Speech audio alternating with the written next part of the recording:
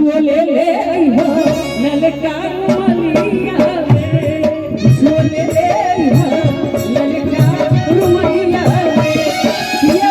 जात बड़ा पुलिस के बहलिया रे, ये जात बड़ा पुलिस के बहलिया रे, कि कुछ ले ले कुछ ले ले हो ललका रुमलिया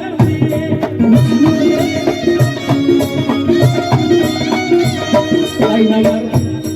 गोलू राजा की तरफ से बहुत सारा। अब हम क्या कहिए, हमारे देवर की तरफ से, गोलू देवर की तरफ से बहुत सारा पुरस्कार आई बा। हम अपन देवर के